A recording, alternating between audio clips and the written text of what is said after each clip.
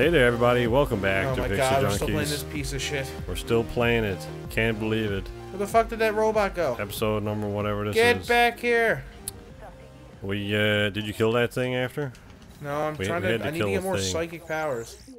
Phantom's a cool word. I like the word phantom. You do? Yeah. You got a favorite word? I don't know. I don't know. Spectre. Spectre's cool for me. Spectre, also a ghost. A lot of good words from ghosts. They got all the cool words. Jesus. Oh man, look at that! Already on the quick save. I don't know, just like naming, like a name of a vehicle or something like that, something that you can use, and having it be called Phantom is cool. Tigertron. Huh? I don't know. Tigertron? Is that actual Transmorpher? Yep, he's from Beast Wars. Does he turn into a Phantom? Nope. Oh. He died though, so I don't know. Oh, maybe he's a Phantom now. That'd be cool. That'd be cool. Have Transformers ever done that? A ghost? Yeah, have they ever done a ghost story where there's like a Transformer can turn into a ghost? They have kind of done that. Dumb, but it'd be cool. If I remember correctly. There's all kind of shit flinging around here now. And that Transformium, Stanley Tucci got that Transformium going. Fuck off. We don't talk about Transformium. Stanley Tucci's alright though. Yeah, but we don't talk about. Who's in that movie with what's her name? Who's the old woman who's great at stuff? Betty White? No, there's a different one. Julie and Julia, who Meryl Streep. Meryl Streep. Did you see that movie? Julie and Julia? And Amy Adams. I did like that movie, yes. Yeah. It was a great movie. See, because I watched when Twitch did when the Twitch Food channel came out, like I don't know, 2 or 3 years ago now. They started it with they did a marathon of all of Julia Child's French chef shows from the 60s, and I watched a lot of them. Oh yeah. Because I had seen a couple of them on TV when we were real young on whatever the hell PBS or some nonsense. They'd play old episodes of shit. Especially when it was Jack and Julia, because they had a cooking show together as well. Jacques Pepin. Yeah. He's a cool guy. Apparently when she started recording that show, she didn't even know how to hard boil an egg, and I can appreciate that. No, because she used to... oh, computer shut down again. She's going into sleep mode. Yeah. Yeah. She used to work for the CIA or something. Really? Yeah. Her husband got called over to France, whatever, and she was in the military, and then... when they left the States and she went to France. I mean, that's what that movie's about, so you know, but... Yeah, well, I mean, it's been, like, 10 years since I've seen it. They go over to France, and she doesn't know what to do with herself. So, she ends up taking cooking lessons. Oh, for fuck's sake. Enemies oozing out of every orifice, and I have no powers here. And then when they came back to the U.S., she had written a cookbook.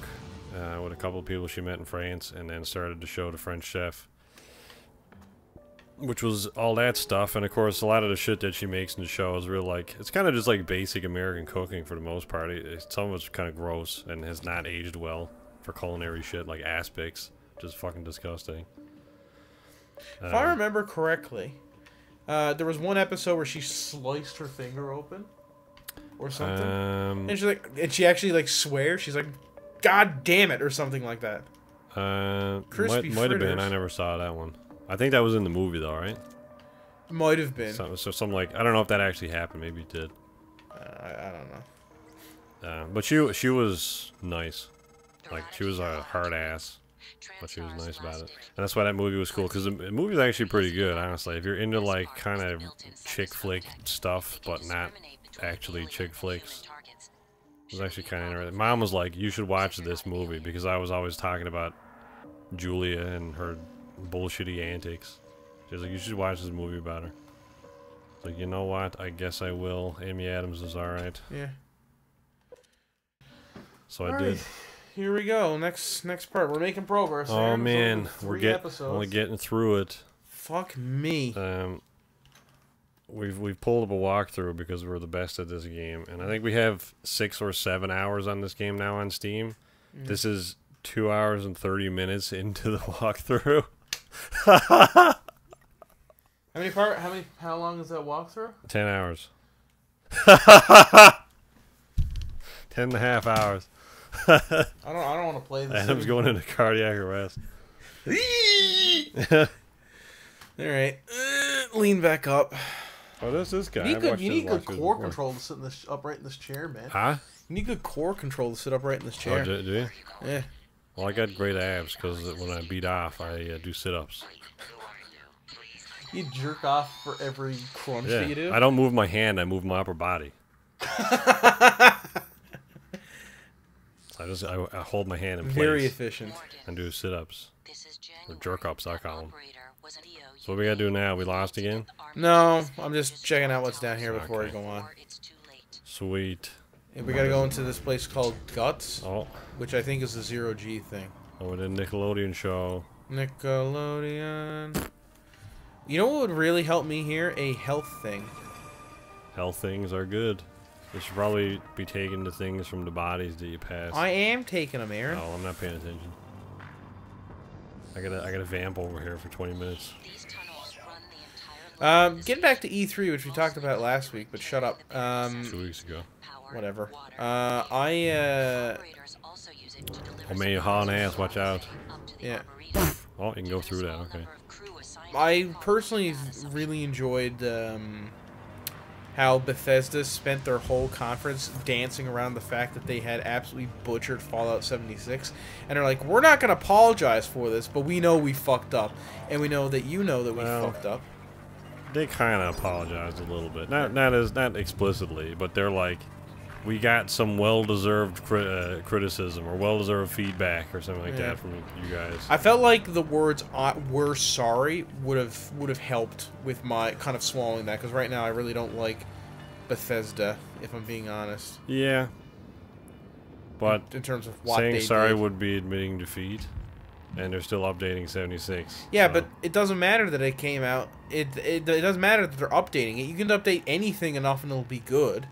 Like if you put something out and you keep making changes to it, eventually you're gonna make it better. The problem. Well, I mean that's what we said when it was coming out. I was like, I don't know if it was on a podcast or something, but I remember saying like, Fallout 76 is probably gonna suck for the first year or two. So if you're interested in it, get it then. Yeah, but it shouldn't suck at all. It's a Fallout game put out by a major AAA studio. It should be good as soon as it comes out. Well, I mean, you know, fair enough, but I mean. Even New Vegas, which is, I would argue, the best Fallout game, at least of the ones that I've played. I haven't finished the first game, and I didn't play the second one. Even New Vegas was thoroughly broken for upwards of a year. So, I mean, even though New Vegas gets lots of praise now, oh man, you're real close to death. Oh, never mind, it's 13. I'm gonna quad hopper this.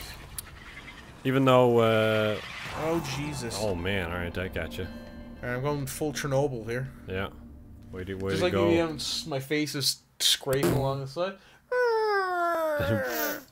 Even though New Vegas gets lots of praise, that game was broken for a year, too, so... Yeah, and they should get shit for that. Like, yeah, and they did. It was the reason I didn't like New Vegas when it first came out. And I mean, like, a lot of these Fallout games, people are like, these are some of the best games. I'm like, yeah, but the reason that you like them so much is because you modded the hell out of them. And I mean, fair enough. I mean, that's also a valid thing that people don't really bring up, I think, is that, like, these single-player games that have so much community support around them, like the unofficial patches that fix broken quests and bugs and update things and change textures... And, I mean, there's nobody that plays these... I mean, especially now with mods on consoles, there's nobody that plays these games without mods. Like, the Open Cities mods, or, like, different fast travel systems, or new quests, or anything like... All that shit that people add to their games to create new experiences.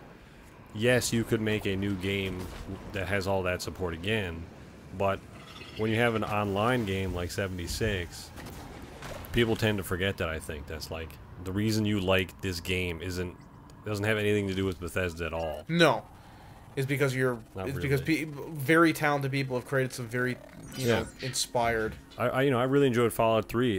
It blew me away when I first played it back in 11 years ago at this point. Fuck me. And it was amazing. Like the vault setup at the beginning. I mean, everybody's familiar with it, and I just loved that. Was that your first Fallout game? Yeah. I had just finished Oblivion, and I was getting into Bethesda games at that point. So it's like I'm totally getting this. It comes out around my birthday. This would be a great birthday gift. And so I played it. Fucking Clodhopper the damn pipe. Well, right between the two, you can't put another one there. You got to oh, there you go. And then New Vegas came out, and it was kind of broken garbage. Like, a lot of the shit that I did in the quest didn't work. I couldn't go to specific areas. I couldn't do specific things. I'm kind of a completionist in games, so when there's something like on my HUD or in my inventory, I mean, you know what Bethesda games are like. If there's something like there that I can't use, it just aggravates the fuck out of me. It's like I have this useless crap in my inventory because the game won't let me use it. And there were just so many like, and Edie, his name's, or Eddie, whatever the hell is, like that robot companion that you could get. He was completely broken in my game. And I was like, this, you know, whatever, this is kind of dumb. Just, you know, whatever, who gives a fuck about this? So I kind of just rushed through it and finished it and whatever. But then I went back. For fuck's sake. Definitely a couple of years ago at this point, and I played through it again. And I'm like, fuck me, New Vegas is amazing. Like, I did have a bunch of mods and stuff in it. None that were, like, completely game-altering, but some just, like, visual updates, because the game's old. But it's a great game. The different decisions and stuff that you can make, it's fantastic. Oh yeah, it's definitely like a landmark in terms of, it's like, from what I've seen, because I've never played the full thing, because I'm honestly not a big Fallout fan anyway, in terms of... You don't like apocalypse stuff. Yeah. You don't like Fallout Apocalypse, like a dystopian, kind of Horizon Zero Dawn maybe apocalypse. Yeah. Now Horizon Zero Dawn is a bit different. I do like that game because it's I find that it's so post-apocalyptic. Yeah, it's post-apocalypse. It's become its own thing. Yeah. And there's some stuff like I like Borderlands, even though it's not really apocalyptic, but it's purposely invoking that Mad Max vibe. Yeah. Did you play the Mad Max game, or is that too Fallout-like for you?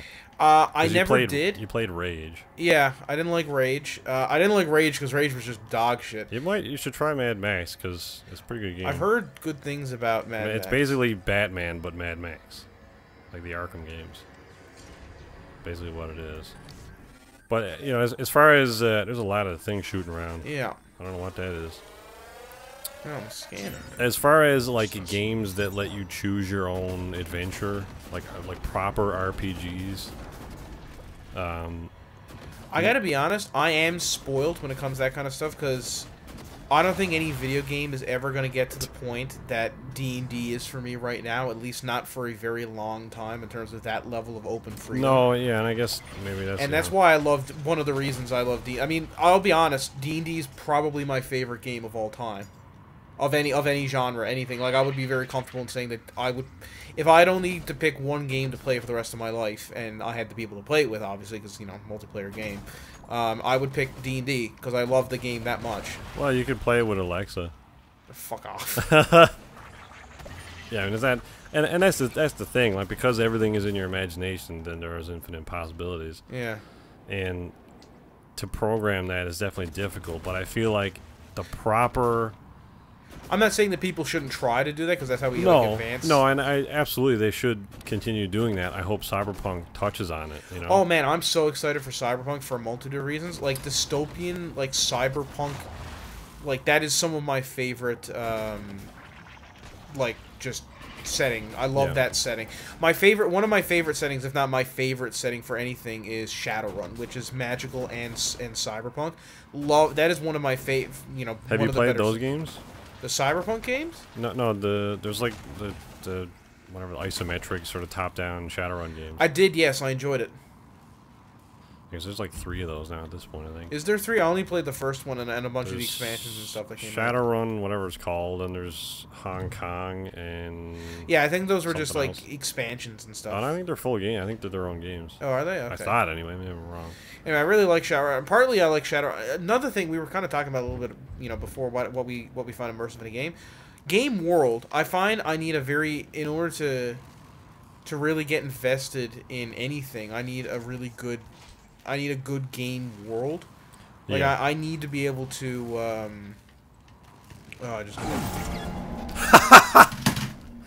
I need die and instantly get a watch out for junction boxes. Yeah. I just need a very immersive world. Yeah. That's why I think out of all of the Bethesda games, Skyrim is my favorite. And I know what everyone's going to say. Skyrim is not as deep as, something like... Not as good as Morrowind. Or, Morrowind or what's the other one? Oh, fucking Oblivion. Jesus. Oblivion? Yeah, or New Vegas or whatever. Oh. But I'd say Oblivion is not as interesting as Skyrim world-wise. Oblivion's pretty generic fantasy. What the fuck? I clodhoppered it. Oh. You got to. Jesus Christ. What's going on? Are they like space piranhas? What yeah, is that? pretty much. They're like lock-on bombs or whatever. Sweet. I gotta fix my fucking headphones. Good. Anyway. Yeah, so I really just like immersive worlds. Really. Yeah, I mean, it helps. I think Cyberpunk is a great setting. Yeah. Also, it's kind of interesting that it's coming out in 2020. That's why one of the reasons I can't get into games like Warcraft or like World of Warcraft. I mean. Yeah, I'm not massive on a lot of MMOs, kind of for the same reason. Literally the world environment doesn't. Yeah. It doesn't pull me because I can. It's nice when obviously there's certain ways that your character will interact with things, or like crouch on things, or connect to cover, or whatever. There's obviously like these game mechanic-y things. But when I'm looking at the world and I can see like the design choices behind it, I don't know. I feel like it's almost like I'm reading too much of the code. I'm inside the Matrix looking at the code with these games. And well, I just don't like epic fantasy. I don't like, in the beginning there were gods of light and gods of dark. Fuck, are they coming at me?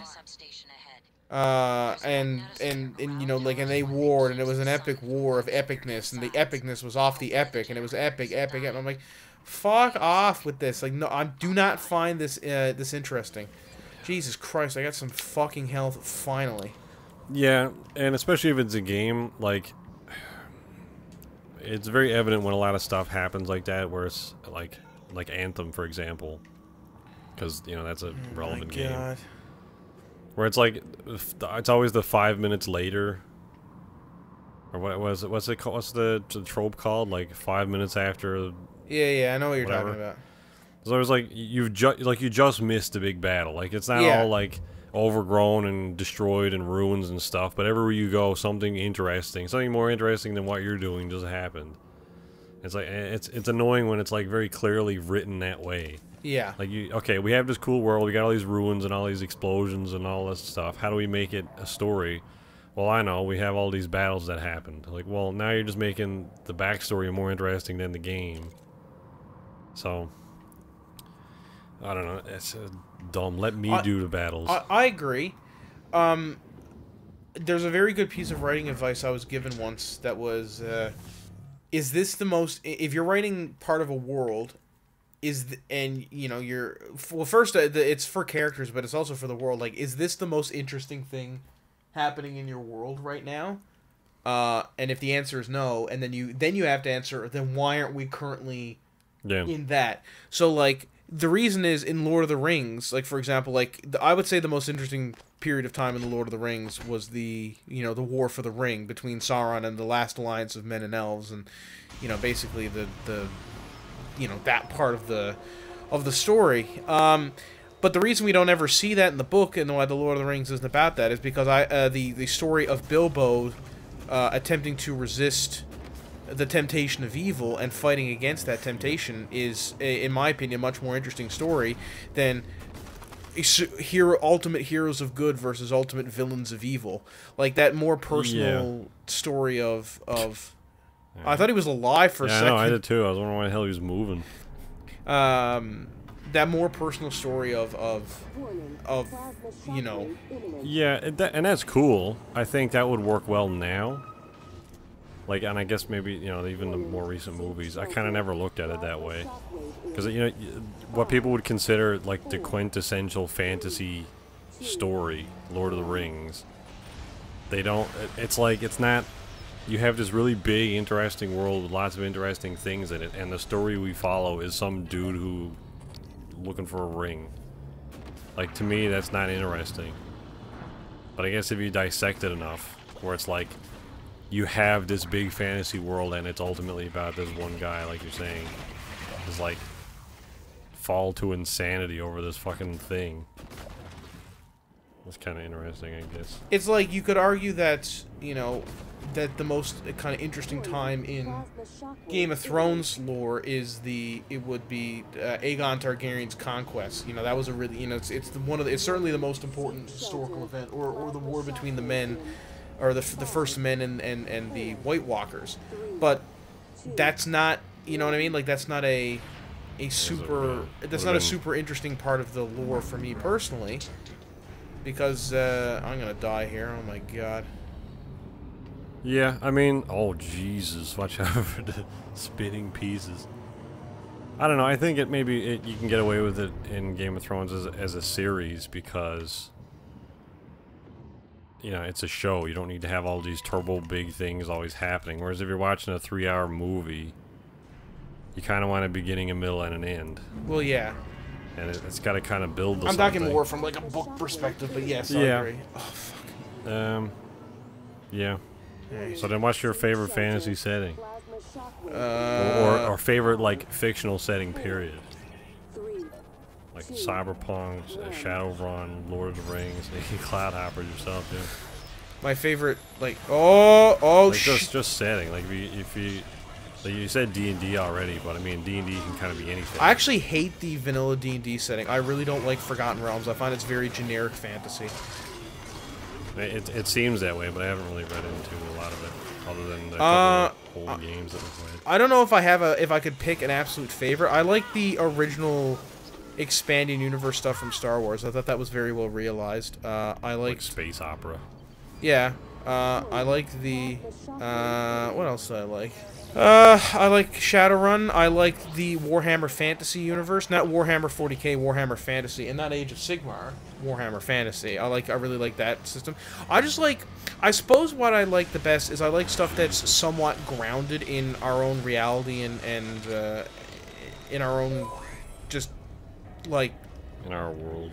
Yeah. So the reason that I like Warhammer Fantasy, for example, is that it's not the ultimate forces of good versus the ultimate forces of evil. It is a bunch of nations who all think that they're the good guys, because every nation thinks that they're their own good guys, fighting against each other. And some of them are more, you know, less evil than others, but I would say that there's none of them that are particularly, you know, good. Yeah. They all do really evil stuff. But you can kind of go the other way about that as well, where none of the nations are really evil. They're all just neutral. That's what makes Shadowrun, in my opinion, really effective as a setting. Oh, fuck. That's what pulled me into Game of Thrones, actually. Yeah, and that's why Game of Thrones is a good setting. Because it was like a fantasy world. You know, it's kind of somewhat generic fantasy world on the surface, but it did a lot of great character things to kind of justify everybody's place in the world. And that wasn't something that I've seen in a story before. Yeah. Where you could kind of root for anybody. There was no clear good or bad guy. Yeah. Know? You might like the Warhammer and Warhammer 40k universes then, because that's kind of the same thing, although it's less well written in a lot of cases there, because they just have lesser writers, and they get a bit fucking extreme when it comes to their some of their stuff that they're doing. In terms of, like, yeah. It's not great writing, because it's all, like, the tagline of the universe is, in the grim darkness of the 41st millennium, there is all there is war, or whatever the fuck that saying is. War never changes, whatever. Thanks, whatever your name is.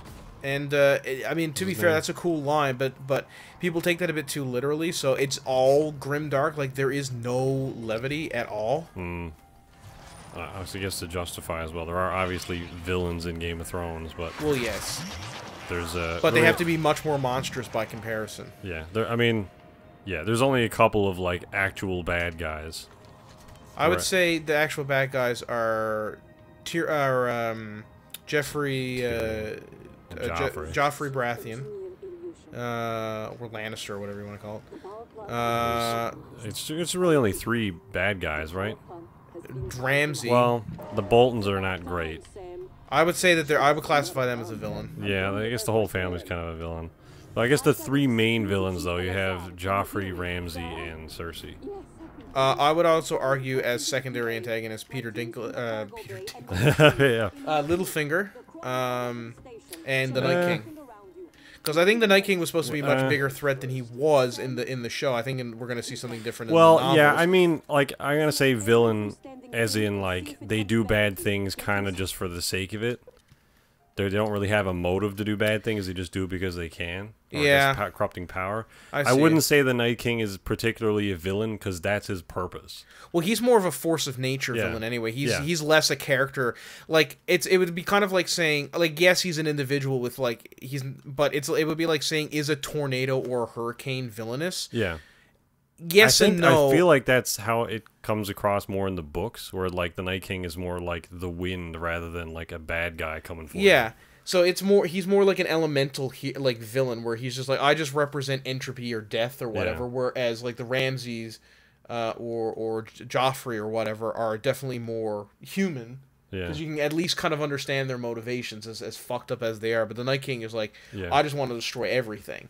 And the other one is, I think, is Littlefinger, because even though he's kind of flip-flops around, he's very morally ambiguous, like, he really does set off all the terrible events in the books kind of can get led back to him. Yeah. Or a lot of them can. Nice work. Oh, for fuck's sake. Yeah. I mean, I guess so.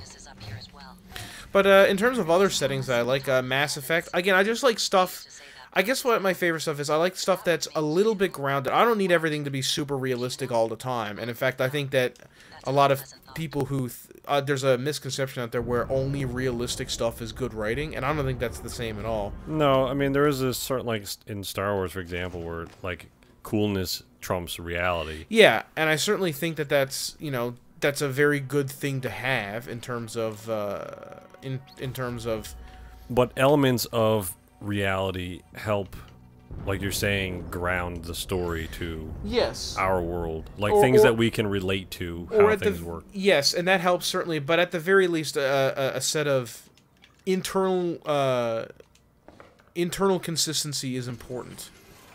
Part of I do love Harry Potter, but that world has some inconsistencies to it in the way that people do things, whereas a world like Avatar: The Last Airbender has a very consistent feel to it. And I really do like how consistent that world is. Avatar: The Last Airbender is one of the better, like, just series out there for story and... I know nothing about it other than playing it for 5 minutes to get all the achievements in it. But, I mean, that's ultimately a very roundabout way to getting at what I was talking about a couple weeks ago, in that don't have baseball bats do more damage than firearms. Yeah, and I guess, and to a certain respect, that there's stuff where... You gotta kind of just be like, this is a game thing as opposed to a world thing. But I would argue that you can have stuff like that not pull you out of the experience. Like, you can have your gamey elements and still make them feel somewhat realistic. Like, obviously, pausing the game is going to take you out of the game no matter what. But there's ways you can kind of work around a lot of it. Well, I mean, there's, you know, Alien Isolation. Like, there are guns, they kill people, but they also have negative consequences that I think in that world... have an equal and like opposite weight to them, you know? It's like, I could use this gun and kill all these people right now, but it's going to draw the alien to me, so I'm not going to do that. So all of a sudden, you've taken something, instead of the developers nerfing the gun and having it do no damage, and that's why you don't use it, now you don't use it because of the game world. And I feel like that's way more immersive and, like, strategic. Like, to give a player something that's incredibly powerful and they strategically choose not to use it, that's way better than a player going, well, guns are useless in this game, so I'm not using those. Like, I feel like a game like Vampire or other games where, like DMC, where weapons are fucking useless, is they could find another way to kind of work around that rather than just nerfing them into the ground, because that's not how they want you to play it. So, like, I don't know, have firearms draw more enemies to you or something, you know? Make the game more difficult because you're choosing to do this. I feel like that's how you could get around that. So. And there's, I mean, that only, I would argue that you would have to kind of take that for, you know, with a grain of salt every time. Because there are just going to be some stuff that you can't do that with. Well, yeah, but I mean, to me, but I do get what you mean. That it would be more immersive and more enjoyable for me if it was a decision I made rather than one the game made for me. But anyway, yeah, I'll agree with you on that one. I think that's kind of an important thing. I think that's a good thought to go out on. Yes, please, fucking Jesus. So that will do it for this week. And we're getting some progress in this game now. Seems like we don't need to be finding all kinds of random garbage on people's bodies. It's a bit more linear. Yeah. I've entered into a pretty linear section, so Sweet. There we go. All right. All right. See you guys later. See you next time, everybody. Thanks for watching. Bye.